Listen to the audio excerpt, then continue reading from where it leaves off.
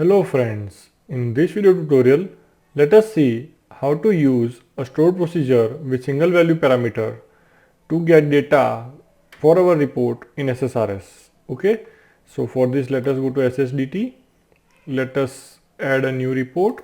Okay, so let us add a new item and let us call this as SP single value parameter. Okay, so now a new blank report is created. Now first of all let us go and add a data set. Okay, but before going and adding a data set, let us go to database. Okay, so let us go to database. Now I have created a store procedure. Okay, a very simple store procedure. It just selects all records from the total cell table with a parameter where region equal to region. Okay, at the region. Okay, so there is only one parameter called at the region with varchar 30 as the data type. Okay, and the name of the store procedure is USP underscore, that is user store procedure underscore total cell as per region. Okay, so it's very simple store procedure.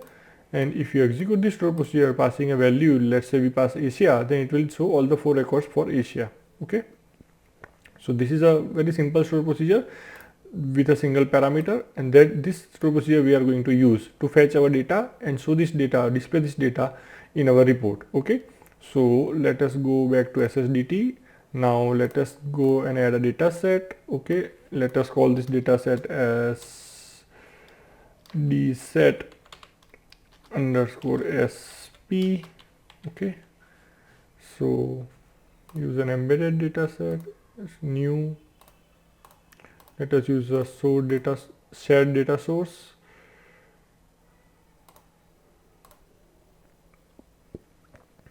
Let us make it 20. Okay, now the type of query will be stored procedure. So if we go over here, then we can see the stored procedure that we have just created. So let us select that. Now the important thing is we will not be able to pass parameter over here. Okay, even if you go to query designer and if you execute the procedure, then you have to pass the parameter at the prompt. Let's say you pass Asia, then it will show all the 4 records of Asia. So we cannot pass the parameter over here. Okay, so what we do refresh fields. Okay, and click OK. So hence it has detected that the store procedure expects a parameter called at the region, and it has started displaying that parameter over here. Okay, so now the next thing that we need to do is we need to add a table in our report. Let's add a text box in our report. Okay, let's resize the text box. Let's call this as sales report. Okay, let's make this bold.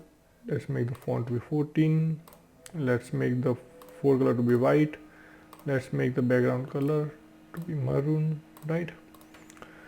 Okay, now let us add some report fields. Let's say we add region, right? We add first salesperson name, first name, last name, right? Let's say we add product, and let's say we add item sold.